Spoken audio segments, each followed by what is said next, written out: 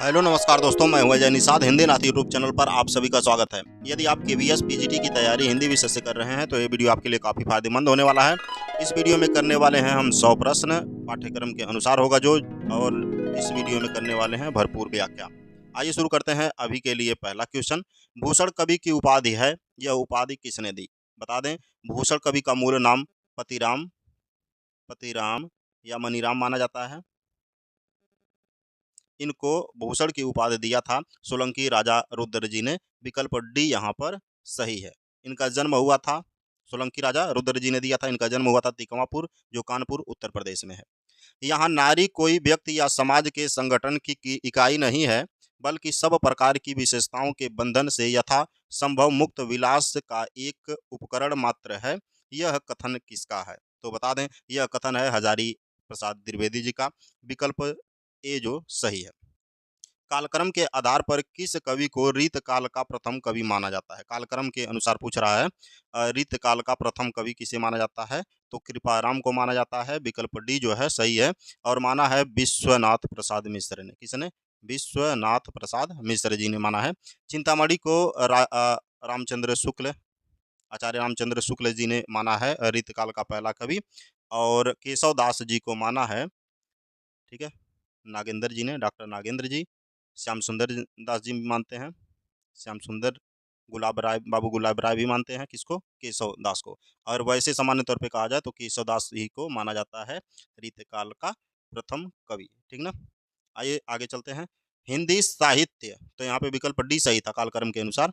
हिंदी साहित्य के उत्तर मध्य काल को सर्वप्रथम रीतकाल किसने माना है? हिंदी साहित्य के उत्तर मध्य काल को सर्वप्रथम रीतकाल किसने माना है? तो रामचंद्र शुक्ल जी ने माना है। विकल्प ए यहाँ पर सही है। बाकी गिरियर्सन जी रीतकाल को रीतकाव्य बोलते हैं, ठीक है। और मिश्र बंधु अलंकृत काल बोलते हैं। किसको? रीतकाल को। देखी सुदामा की दीन दशा, करुणा करके करुणानिधि रोए।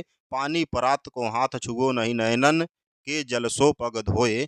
किस कवि की पंक्ति है? कवि की बात छोड़ी, पहले इसमें अलंकार अगर आपसे पूछ ले तो अतिशयोक्ति अलंकार कहेंगे, ठीक है, क्योंकि आंसुओं से पैर धोने की बात की गई है, बहुत बढ़ा चढ़ा के बात किया गया है।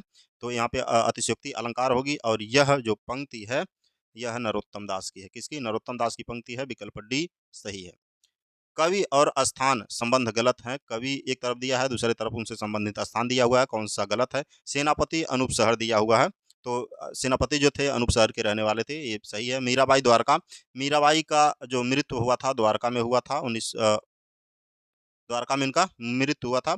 सूरदास सिंही, सूरदास जी का जन्म जो हुआ था सिंही में हुआ था। और मतीराम का ग्वालियर से संबंध नहीं है।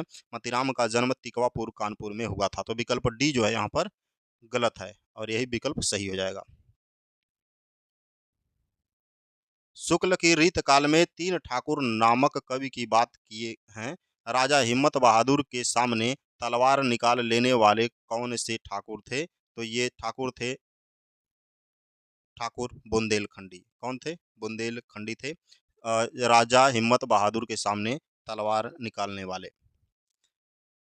काशी नगरी प्रचारणी संस्था के संस्थापकों में कौन नहीं था? मतलब काशी नगरी प्रचारणी संस्था का स्थापना जब हुआ तो उनमें कौन नहीं था? इनमें से बता दें कि क्वींस कॉलेज वाराणसी में है, वहाँ के 9वीं क्लास के छात्र थे तीन।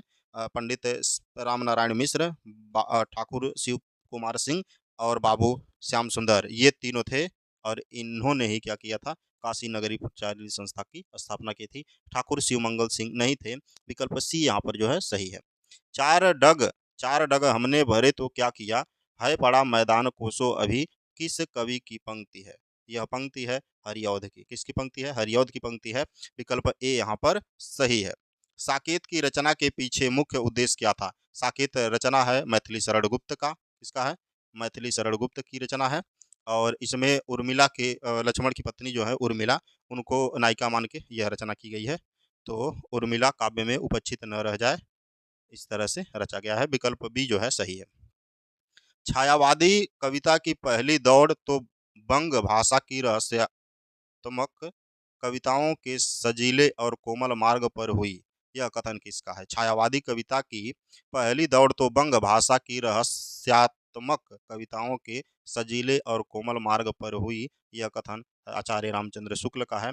विकल्प ए सही है। हिंदी साहित्य के इतिहास में लिखा गया है। कुणाल कुणाल फिरी मिलबो नामक प्रबंध काव्य लिखने वाले कवि कौन है? कुणाल और फिरी मिलबो, ये जो रचना है प्रबंध काव्य का, इसके कवि कौन है? तो अनूप शर्मा जी हैं। विकल्प सी सही है। तुम भूल गए पुरुषत्व मोह में कुछ सत्ता है नारी की। तुम भूल गए पुरुषत्व मोह में कुछ सत्ता है नारी की, समर सत्ता है संबंधी बनी। समर सत्ता है संबंध बने, अधिकार और अधिकारी की, कामायनी के ईड़ा सर्ग में यह मनुष्य कौन कहता है? कामायनी जो है जयशंकर प्रसाद की रचना है, और ईड़ा सर्ग में मनुष्य कहती हैं श्रद्धा। कौन? श्रद्धा। विकल्प सी सही है। अद्वैत के वेदांती स्वरूप को ग्रहण करने वाले छायावादी कवि कौन है? अद्वैत के वेदांती स्वरूप को ग्रहण करने वाले छायावादी कवि निराला जी हैं। विकल्प सी यहाँ पर सही है। आचार्य शुक्ल दिनकर को किस धारा के अंतर्गत रखते हैं? आचार्य रामचंद्र शुक्ल कवि दिनकर को किस रामधारी सिंह दिनकर को किस धारा के अंतर्गत रखते हैं? तो वो रखते हैं स्वच्छंद धारा के अंतर्गत इनको। किसको? दिनकर को। तो विकल्प बी यहाँ पर सही है। आत्मोत्सर्ग आत्मोत्सर्ग बापू जैसी कविताएं लिखने किसने लिखी है? आत्मोत्सर्ग बापू, ये कविताएं, ऐसी कविताएं किसने लिखी है? तो सियाराम शरण गुप्त जी ने लिखी है। विकल्प सी सही है। ऋतकालीन ऋतकालीन समय सीमा में आने वाले कौन से कवि कृष्ण काव्य से संबंधित हैं? ऋतकालीन समय सीमा में आने वाले कौन से कवि कृष्ण काव्य से संबंधित हैं? तो वो गुमान मिश्र हैं। विकल्प सी सही है। कौन है? गुमान मिश्र। भारतेंदु युग का कौन सा कवि भारतेंदु युग का कौन सा कवि समस्या पूर्ति संग्रह नहीं प्रकाशित किया? देखिए, समस्या पूर्ति संग्रह इनमें से कौन सा प्रकाशित नहीं किया? दुर्गा दत्त व्यास, दुर्गा दत्त व्यास ने किया है। उसका नाम है समस्या पूर्ति प्रकाश, रचना का नाम है। ठीक है। गोविंद गिल्ला भाई भी ने किया है, और इनके रचना का नाम है समस्या प्रदीप, समस्या पूर्ति प्रदीप नाम है। समस्या पूर्ति प्रदीप। और अंबिका दत्त व्यास ने भी किया है समस्या पूर्ति सर्वस्व नाम से। प्रताप नारायण मिश्र ने नहीं किया है ऐसी रचना। तो विकल्प डी यहाँ पर सही है, समस्या पूर्ति का संग्रह नहीं किया। असंगत रचना इसमें से बताना है। असंगत रचना कौन है? प्रेमघन का जीर्ण जनपद है। अंबिका दत्त व्यास का सुकवि सत सही है। राधा कृष्णदास का भारत बारह मासा है। प्रेमघन का वर्षा विनोद नहीं है। वर्षा विनोद है भारतेंदु हरिश्चंद्र का। किसका है? भारतेंदु हरिश्चंद्र की रचना है। कौन? वर्षा विनोद। तो प्रेमघन यहाँ पे नहीं है। विकल्प डी यहाँ पर सही हो जाएगा। मैथिली शरण गुप्त कृत किसान कविता का प्रकाशन कब हुआ?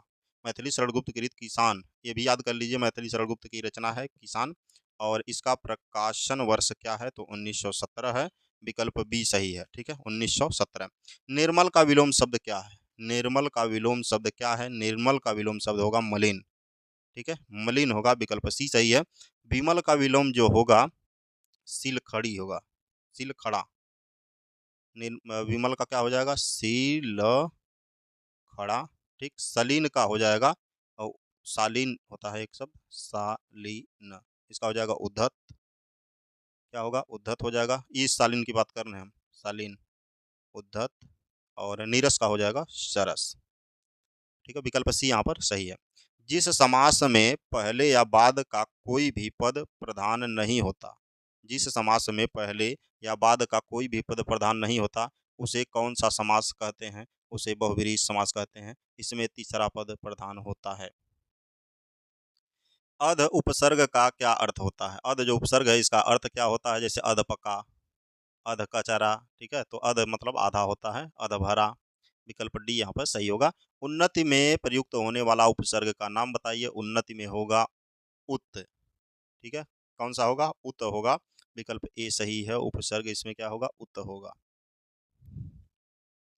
हाथ न आना मुहावरे का सही अर्थ क्या होगा? हाथ न आना मुहावरे का अर्थ क्या होगा? पकड़ में न आना। विकल्प सी सही है। गुण संधि का उदाहरण क्या है? गुण संधि का उदाहरण, गुण संधि जानते हैं? एक टोपी होगा, या तो एक टोपी इस तरह से होगा, या इसमें कौन सा सही होगा? महर्षि होगा।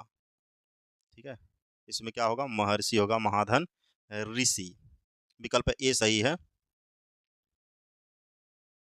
पावक में अयादि संधि होगा, मतैक में वृद्धि संधि होगा, अभी उदय में यण संधि होगा। ठीक, अभी धन उदय। अभिषेक का संधि विच्छेद क्या होगा? अभिषेक में व्यंजन संधि है और इसका संधि विच्छेद होगा अभिधन सेक। यहाँ पे जो मूर्धन्य स है वो बदल जाएगा दंत स में, यहाँ पे देखिए। ठीक, किस विकल्प में सही अर्थ प्रकट हुआ है? किस विकल्प में सही अर्थ प्रकट हुआ है? एक तरफ शब्द युग्म है, दूसरी तरफ अर्थ युग्म है। अलग अलग बता दें, कदन और करंदन जो है विकल्प सी वाला, ये सही है। कदन का मतलब युद्ध होता है और करंदन का मतलब चीख होता है, चिल्लाना होता है। और कदन कदन की बात करें तो कदन के कई अर्थ होते हैं, जैसे मौत भी होता है, युद्ध होता है, विनाश होता है, पाप होता है, दुख भी होता है कदन का। और करंदन का होता है, करंदन की बात करें तो चीखना होता है, रोना होता है। विकल्प सी यहाँ पर सही है। ठीक है ना, सी वाला सही है। सप्त शब्द का श्रुति सम भिन्नार्थक शब्द कौन सा है? श्रुति सम भिन्नार्थक शब्द सात होगा। विकल्प बी सही है। काठ का उल्लू का अर्थ क्या होगा? काठ का उल्लू का मतलब होगा मूर्ख या अज्ञानी।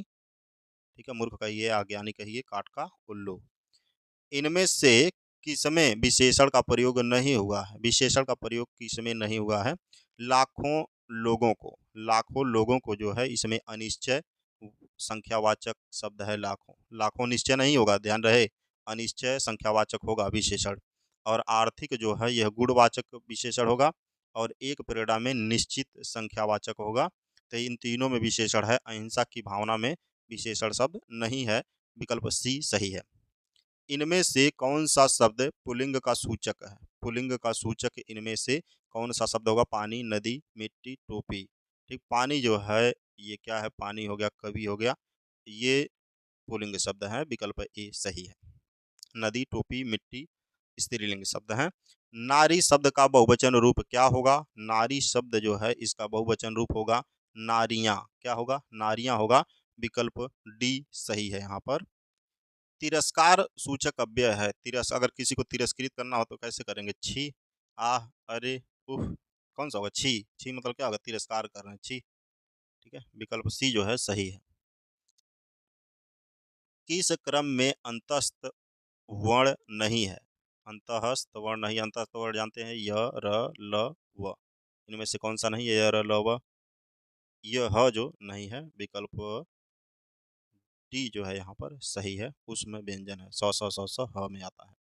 उत्तरायण शब्द का सही संधि विच्छेद क्या होगा? उत्तरायण में दीर्घ संधि है और दीर्घ स्वर संधि है, उत्तर धन आयन होगा। विकल्प बी सही है, उत्तर धन आयन होगा इसमें। और इनमें से किस शब्द में एरा शब्द नहीं है? ठीक है, एरा शब्द नहीं है। देखिए, इसको हम कई जगह देखे हुए हैं, गूगल पे भी सर्च किए हैं। एरा शब्द कमेरा में मिला, सफेरा में मिला, ममेरा में मिला। सवेरा में मिला भी है एक आध जगह है और कई जगह नहीं भी मिला है, तो हम मान के चलते हैं सवेरा में क्या है? एरा शब्द प्रयुक्त नहीं हुआ है। सवेरा जो है एक मूल शब्द माना जाएगा। ठीक, सवेरा। सही वर्तनी वाला शब्द है। सही वर्तनी पूजनीय कैसे लिखा? पूजनीय नहीं होता है, पूजनीय होता है। ठीक है, पूजनीय। विकल्प सी जो है सही है। विद्यार्थी को प्रतिदिन विद्यार्थी को प्रतिदिन विद्यालय जाना अनिवार्य है। वाक्य में प्रयुक्त रेखांकित शब्द जो है अनिवार्य का निम्न में से निकटतम विलोम क्या होगा? अनिवार्य का विलोम क्या होगा? अनिवार्य का वैकल्पिक होगा। ठीक है, यह प्रश्न करना अनिवार्य है, यह वैकल्पिक है, तीन में से चाहे जो भी करिए, समझ गया ना? तो वैकल्पिक होगा। आवश्यक का विलोम होगा अनावश्यक। अनुकूल का हो जाएगा प्रतिकूल और अधिकार का हो जाएगा अनाधिकार होता है, ये ध्यान रहे, अनाधिकार। ठीक, भाषा, तो यहाँ पे कौन सा सही होगा? विकल्प बी सही होगा, अनिवार्य का वैकल्पिक। भा भामा, कामिनी, रमणी, ललना, ये सब किस शब्द के पर्यायवाची हैं? ये सब नारी के पर्यायवाची हैं। भामा, कामिनी, रमणी, ललना। नारी की और पर्यायवाची की बात करें हम तो महिला भी होता है, आप सभी जानते हैं। महिला है, सुंदरी है, स्त्री है, ठीक है, अबला है, कांता भी है। ठीक है ना, ये सब है। तो विकल्प ए सही था यहाँ पे। रतन खान के कवि कौन है? रतन खान के कवि किसे जाना जाता है? बता दें, मलुक दास जी हैं रतन खान के कवि, मलुक दास जी को जाना जाता है। विकल्प ए सही है। और रस खान को खान का कवि कहा जाता है, ये भी याद रखिएगा। निम्न में से कौन अलंकारवादी आचार्य नहीं है। अलंकारवादी आचार्य कौन नहीं है? तो कुवलयानंद जी जो हैं अलंकारवादी आचार्य नहीं है। इसको याद ही कर लीजिए, ठीक है। कुवलयानंद, ये सही है। खेती न किसान को, भिखारी को न भीख, बलि बनिक को न बनिक, न चाकर को चाकरी, किस कृति से संबंधित है? यह कृति है कवितावली, ठीक है, कवितावली है। विकल्प भी सही है। यह तुलसीदास द्वारा रचित है और भाषा है ब्रज। कौन सी भाषा है? ब्रज। गीतावली, रामचरितमानस, विनय पत्रिका, ये सभी तुलसीदास जी की रचनाएं हैं और कवितावली में ये है। खेती न किसान को, भिखारी को न भीख, बलि बलि बनिक को बनिज, न चाकर को चाकरी, कवितावली में है। पूर्वा कविता किसकी है? पूर्वा जो कविता है यह किसकी रचना है? यह सच्चिदानंद हीरानंद वात्स्यायन अज्ञेय की रचना है। विकल्प बी सही है। नरसिंह जी का मायरा किसकी रचना है? नरसिंह जी का मायरा जो है मीराबाई की रचना है। विकल्प ए सही है। दिवस का अवसान समीप था, दिवस का अवसान समीप था, किस रचना से है? दिवस का अवसान समीप था, यह प्रिय प्रवास से लिया गया है, जिसके रचनाकार हरि अवध जी हैं। कौन है? हरि अवध जी, अयोध्या सिंह उपाध्याय हरि अवध जी हैं। तो विकल्प सी सही है। झरना जयशंकर प्रसाद की रचना है और युगांत से ये सुमित्रानंदन पंत की रचना है और करुड़ाला जो है ये भी जयशंकर प्रसाद की रचना है। तो यहाँ पे विकल्प सी जो है सही है। महावृक्ष के नीचे किसकी कविता है? महावृक्ष के नीचे जो कविता है यह अज्ञेय जी की कविता है। विकल्प बी सही है। किसका है? अज्ञेय जी का। सच्चिदानंद हीरानंद वात्स्यायन अज्ञेय। हिंदी का अध्ययन आरंभ करने वाला प्रथम विश्वविद्यालय कौन है? फोर्ट विलियम कॉलेज जो है यहाँ पर हिंदी का अध्ययन सबसे पहले आरंभ किया गया था। कोलकाता विश्वविद्यालय। विकल्प ए सही है। व्यक्तिगत के रचयिता कौन है? व्यक्तिगत के रचयिता कौन है? यहाँ पे भवानी प्रसाद मिश्र जी हैं व्यक्तिगत के रचयिता और यह एक क्या है? कविता संग्रह है, कविता संग्रह है। और एक रचना और व्यक्तिगत के नाम से मिलेगी आपको, व्यक्तिगत निबंध और डायरी। व्यक्तिगत यहाँ पे लिखें, व्यक्तिगत निबंध और डायरी, ये रामधारी सिंह दिनकर की रचना है। व्यक्तिगत निबंध और डायरी रामधारी सिंह दिनकर की रचना है और व्यक्तिगत जो है यह कविता संग्रह है भवानी प्रसाद मिश्र का। तो विकल्प बी यहाँ पर सही है। कौन सी साक्षात्कार के समय की जाने वाली त्रुटि नहीं है? साक्षात्कार के समय कौन सी त्रुटि नहीं मानी जाती है? तो चार विकल्प हैं, इनमें से देखना है। साक्षात्कारताओं का पूर्व अचेतन, साक्षात्कार के समय घबराहट नहीं होना चाहिए, साक्षात्कार के प्रश्नों का स्पष्ट व पारदर्शी होना चाहिए। यह सही है क्योंकि ये त्रुटि नहीं मानी जाएगी। साक्षात्कार के समय प्रश्नों का क्या होना चाहिए? स्पष्ट और पारदर्शी होना चाहिए। विकल्प सी सही है। विज्ञापन बनाते समय ध्यान रखने योग्य बातों के संबंध में कौन सा विकल्प जो गलत है? रेख चित्रों या रेखा चित्रों का प्रयोग करना चाहिए, सही है विज्ञापन बनाते समय। विज्ञापन की भाषा एकदम सरल और सहज होनी चाहिए ताकि आम जनमानस को समझ में आए। कम शब्दों में उत्पाद की विशेषताओं और महत्व को प्रभावशाली तरीके से बताना चाहिए, मतलब कम शब्दों में सारी की सारी बातें बता देनी चाहिए। और विज्ञापन का मूल्य और उसकी उपलब्धता के बारे में बिल्कुल नहीं बताना, लिखें, ये क्या है? गलत है। विकल्प डी जो होगा सही होगा। ये नहीं होना चाहिए, वहाँ पे इसकी उपलब्धता के बारे में बताई जानी चाहिए। ठीक। हिंदी का प्रथम मानक शब्दकोश है, हिंदी का प्रथम मानक कोश शब्द माना जाता है हिंदी शब्द सागर को। विकल्प ए जो है यहाँ पर सही है। किसे माना जाता है? हिंदी शब्द सागर को। यह नगरीय प्रचारणी सभा काशी द्वारा प्रकाशित की गई, ठीक ना। और असंगत विकल्प का चयन करिए। यहाँ पे असंगत विकल्प कौन सा है? विठलनाथ श्रृंगार रस मंडन इनकी रचना है। गोकुलनाथ का 252 वैष्णव की वार्ता, 284 वैष्णव की वार्ता किसकी है? गोकुलनाथ की। सूरत मिश्र, सूरत मिश्र का अगहन महात्मा नहीं है, ठीक है। यह रचना है बैकुंठ मणि शुक्ल का। किसकी रचना है? बैकुंठ मणि शुक्ल की रचना है। कौन? आगहन महात्मा नाम से एक रचना इनकी है, ठीक है। यह ब्रज भाषा में रचित है, एक गद्य रचना, ब्रज ब्रज भाषा में गद्य रचना है। नाभादास की रचना है अष्टयाम। सोम सोमवंशन की वंशावली, सोमवंशन की वंशावली नामक ब्रज भाषा गद्य के रचयिता कौन है? तो मणिकलाल ओझा जी हैं, ठीक है। मणिकलाल ओझा जी हैं। ओझा का तत्सम उपाध्याय होता है।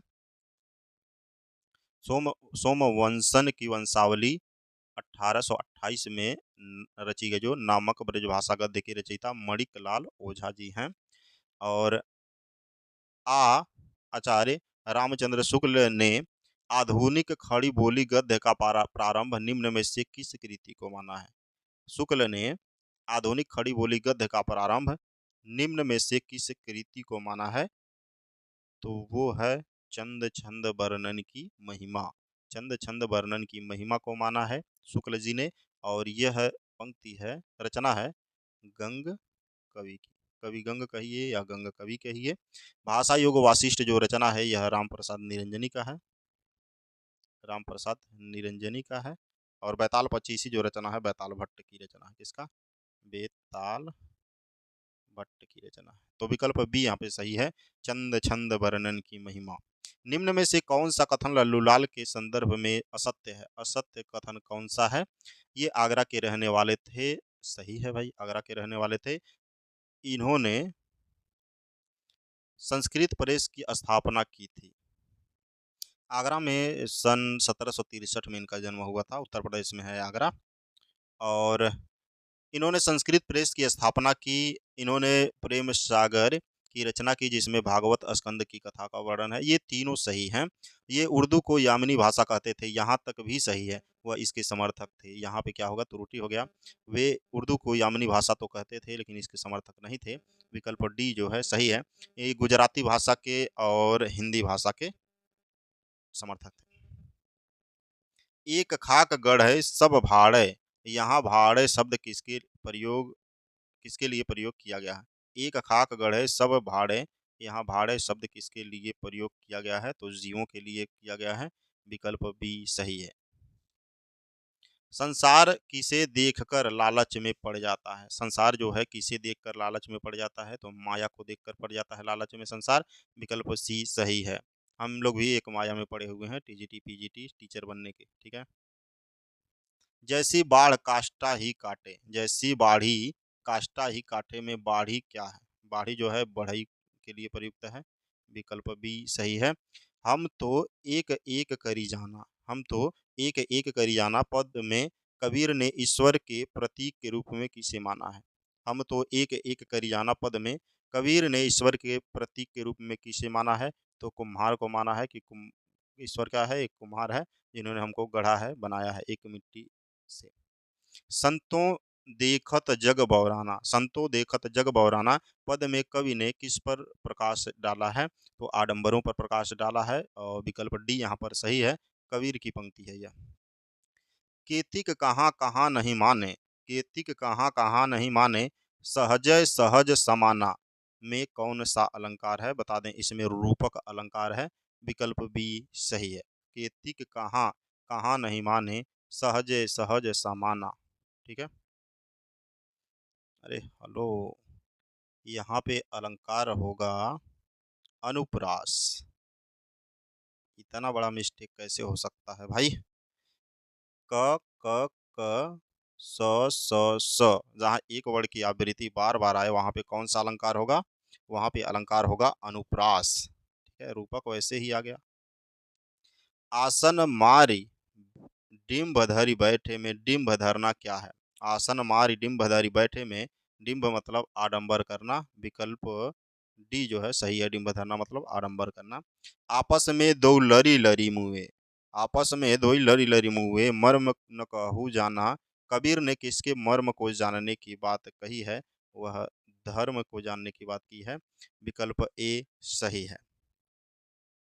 इस्लाम धर्म की धार्मिक पुस्तक का क्या नाम है? इस्लाम धर्म की धार्मिक पुस्तक का क्या नाम है? बता दें, कुरान शरीफ। बाइबिल ईसाइयों के लिए है और इस्लाम के लिए कुरान है। हिंदुओं के लिए क्या है? भागवत गीता है। कबीर की मृत्यु कहाँ हुई थी? कबीर की मृत्यु जो है मगहर में हुई थी। मगहर में इनकी समाधि स्थल है। ये आचार्य हजारी प्रसाद द्विवेदी ने कबीर को भाषा का क्या कहा है? भाषा का डिटेक्टर कहा है। किसने? आचार्य हजारी प्रसाद द्विवेदी ने। आचार्य रामचंद्र शुक्ल ने इनकी भाषा को सधुक्कड़ी कहा है। श्याम सुंदर ने पंचमेल खिचड़ी कहा है। भारत माता पाठ हिंदुस्तान की कहानी का कौन सा अध्याय है? यह हिंदुस्तान की कहानी जो है जवाहरलाल नेहरू द्वारा रचित है। और भारत माता इसमें 5वां अध्याय है। विकल्प सी सही है। नेहरू जी का जन्म कब हुआ? नेहरू जी का जन्म जो है 1889 में हुआ था, इलाहाबाद में। विदाई संभाषण पाठ के लेखक कौन है? विदाई संभाषण पाठ के लेखक का नाम बताना है। तो बाल मुकुंद गुप्त जी हैं। विकल्प बी सही है, विदाई संभाषण पाठ के लेखक। इसमें लॉर्ड कर्जन के बारे में बताया गया है काफ़ी, और शिव शंभू के चिट्ठी का यह अंश है विदाई संभाषण। बाल मुकुंद गुप्त का जन्म कहाँ हुआ था? बाल मुकुंद गुप्त का जन्म है जो यह हुआ था हरियाणा प्रदेश के रिवाड़ी जिला है, और गुड़ियानी गांव है। विकल्प सी सही है। और बाल मुकुंद गुप्त एक पत्र पत्र बहुत लिखते थे। ये बचपन में ही जब स्कूल में पढ़ते थे तो पत्राचार ये करते थे, तो और उर्दू भाषा में करते थे। तो विकल्प यहाँ पर भी सही था। बाल मुकुंद गुप्त का जन्म गुड़ियानी। बाल मुकुंद गुप्त राष्ट्रीय नवजागरण के सक्रिय क्या थे? वह एक पत्रकार थे बाल मुकुंद गुप्त जी। विकल्प ए सही है यहाँ पर। ठीक। जार शब्द किस देश के तानाशाहों के लिए प्रयुक्त होता था? जार शब्द जो है यह रूसी तानाशाहों के लिए प्रयुक्त होता था। विकल्प बी सही है। घर की याद कविता किस कवि की रचना है? घर की याद कविता जो है यह भवानी प्रसाद मिश्र की रचना है। ठीक है। विकल्प सी जो है यहाँ पर सही है, भवानी प्रसाद मिश्र। कवि ने घर की याद कविता कहाँ लिखी? जो कवि हैं भवानी प्रसाद मिश्र, घर की याद कविता को कहाँ लिखा था उन्होंने? कारावास में, जेल में लिखा था। वे आंखें कविता पंत जी के किस दौर की कविता है? वे आंखें जो कविता है सुमित्रानंदन पंत की रचना है। और ये किस दौर की कविता है? तो यह प्रगतिवादी कविता है। विकल्प बी सही है। भरा दूर तक उनमें दारूण दैन्य दुख का नीरव रोदन, इन पंक्तियों में कौन सा अलंकार है? तो यहाँ पर कौन सा अलंकार होगा? द एक वर्ड की आवृत्ति कई बार आई है, तो इसलिए यहाँ पर अनुप्रास अलंकार होगा। कुर्क हुई बरगों की जोड़ी, कुर्क हुई बरगों की जोड़ी, इसमें बरगों का मतलब क्या होगा? यहाँ पे है बैल, बैल है। विकल्प सी सही है। सुमित्रा नंदन पंथ का जन्म किस सन में हुआ? सुमित्रा नंदन पंथ का जन्म जो है कौशानी बागेश्वर में हुआ है, और सन 1900 में। कौशानी बागेश्वर सन 1900 में इनका जन्म हुआ है। यह छायावादी के 4 स्तंभों में से एक माने जाते हैं। भारत सरकार ने सुमित्रा नंदन पंथ को किस पुरस्कार से सम्मानित किया है? सुमित्रा नंदन पंथ को मिला है पद्म भूषण मिला है। विकल्प सी सही है। और यह मिला था 1961 में। पद्म भूषण कब मिला था? 1961 में। लेकिन इनको ज्ञानपीठ पुरस्कार भी प्राप्त है 1968 में। किसके लिए? चिदम्बरा के लिए। चिदम्बरा के लिए उनको मिला था ज्ञानपीठ पुरस्कार।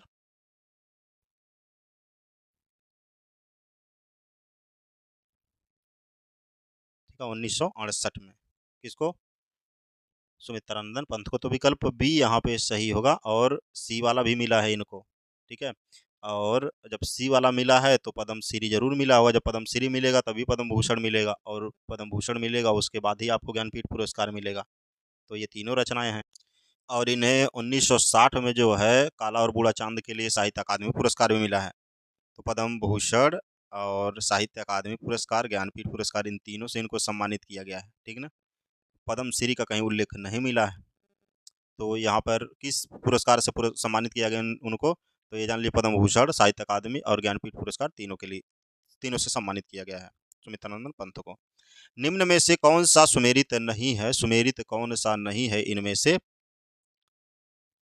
तो बता दें, सन्नाटा भवानी प्रसाद मिश्र। सन्नाटा किसका है? भवानी प्रसाद मिश्र का यह है।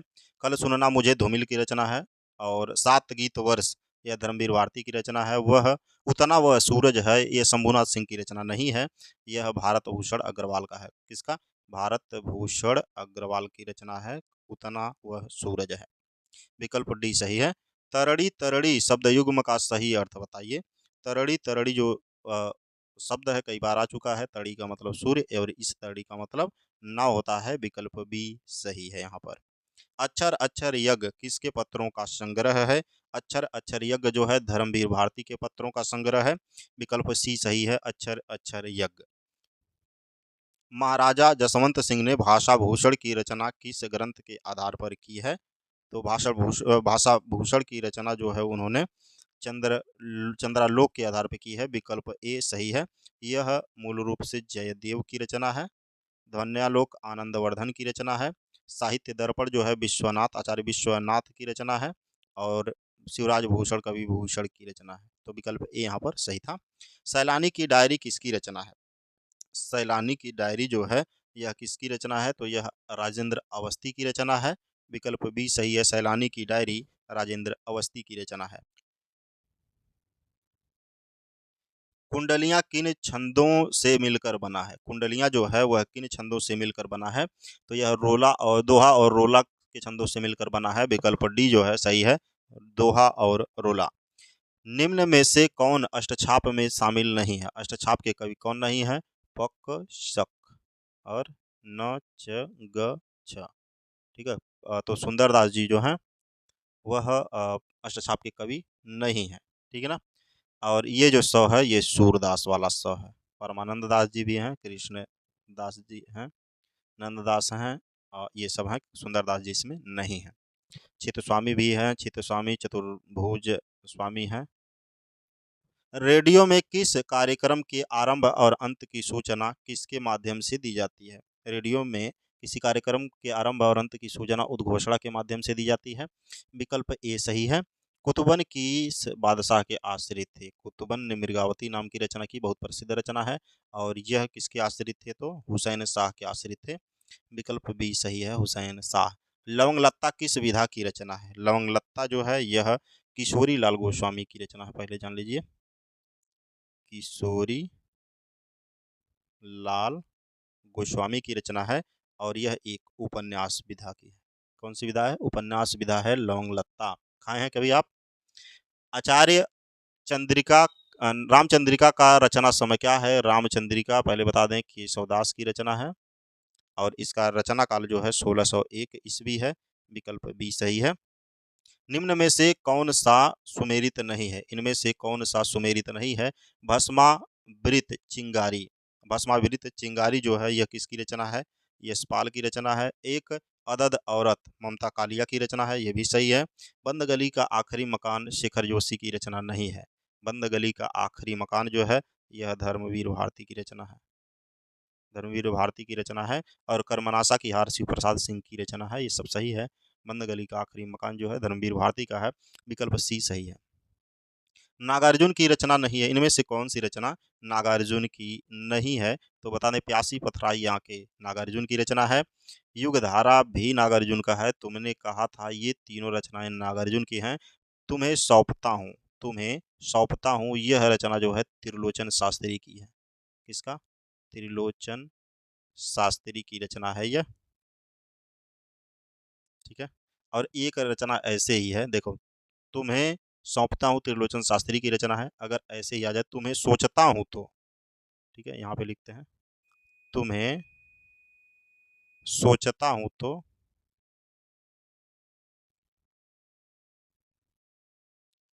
यह इरशाद अजीज की रचना है। तुम्हें सोचता हूँ तो। ठीक है। तो आगे चलते हैं। रूप तरंग किसका काव्य संग्रह है? रूप तरंग जो है यह रामविलास शर्मा का काव्य संग्रह है। विकल्प ए सही है, रामविलास शर्मा रूप तरंग काव्य संग्रह के। श्रीधर पाठक द्वारा रचित नहीं है। श्रीधर श्रीधर पाठक द्वारा इनमें से कौन सा रचना नहीं है? बाल विधवा श्रीधर पाठक का है। और भारतोत्थान जो है यह भी श्रीधर पाठक का है, सॉरी। बाल विधवा, भारतोत्थान, जार्ज वंदना, ये तीनों रचनाएं श्रीधर पाठक की हैं। वैदेही वनवास हरिऔध की रचना है। ठीक है, हरिऔध की रचना है। विकल्प ए यहाँ पर क्या होगा? सही होगा। तत्सम शब्द नहीं है। तत्सम शब्द कौन नहीं है? पाद, पंक्ति, पुराण, प्यास। प्यास जो है यह तद्भव शब्द नहीं है, यह तत्सम है। इसका पिपासा होगा। तत्सम इसका क्या होगा? पिपासा होगा। तो विकल्प बी यहाँ पे सही होगा। कहानी का तत्व नहीं है। कहानी का तत्व इनमें से कौन सा नहीं है? बता दें, रंगमंच। रंगमंच कहानी का तत्व नहीं है। बाकी देश काल, कथावस्तु और चरित्र ये तीनों आवश्यक है कहानी में। रंगमंच की कोई आवश्यकता नहीं है। पंचम का संधि विच्छेद क्या होगा? पंचम का होगा पं, पम, धन, चम होगा। विकल्प बी सही है। ठीक है। ये डी वाला मत करिएगा, इतना ध्यान रहे। ठीक, इसमें व्यंजन संधि होगा, डी वाला मत करिएगा। विकल्प भी सही है। नंददास का पर्याय कोश ग्रंथ कौन सा है? नंददास का पर्याय कोश ग्रंथ है अनेकार्थ मंजरी। कौन है? अनेकार्थ मंजरी है। विकल्प सी यहाँ पर सही है। विरह मंजरी जो है यह भी नंददास की रचना है। रस मंजरी, रूप मंजरी, अनेकार्थ मंजरी, ये चारों मंजरी वाले जो जितने हैं यहाँ पे, ये चारों रचनाएं जो हैं ये नंददास जी की हैं। और रास पंचाध्यायी भी इनकी रचना है, सिद्धांत पंचाध्यायी भी है, अनिकार्थ मंजरी तो ही है, विरह मंजरी भी इन्हीं की रचना है। एक रचना और जान लीजिए, भंवर गीत, भंवर गीत इनकी रचना है, ठीक है ना। तो नंददास जी का पर्याय कोश ग्रंथ अनिकार्थ मंजरी है। सब पेड़ में सब किस प्रकार का विशेषण है? सब पेड़ में जो सब है, सब मतलब क्या? अनिश्चयवाचक, अनिश्चयवाचक विशेषण है। विकल्प बी सही है। ये रहे आज अभी के 100 प्रश्न, जो आज का दूसरा प्रैक्टिस सेट है। शाम तक एक और प्रैक्टिस सेट कम से कम मिलेगा आपको, आज के लिए तीसरा जो हो जाएगा, ठीक है। और कोशिश करेंगे और ज़्यादा हो जाएंगे तो ठीक है, लेकिन अभी के लिए ये 100 रहा। अगर पसंद आया हो तो सब्सक्राइब ज़रूर आप करिए और शेयर करिए अपने दोस्तों के साथ। हाँ, एक चीज़ बता दें, अगर आपको कहीं त्रुटि लग रहा है तो कमेंट में ज़रूर उसको पिन करिए, उसका नंबर बताइए, उसको कोशिश करेंगे सॉल्व करने के लिए, क्योंकि त्रुटि हो सकती है, पुस्तकों पुस्तकों में भी त्रुटि रहती है, हमसे जहाँ तक होता है हम उस पर रिसर्च करके आपको उपलब्ध कराते हैं। Thank you for listening and God bless you all.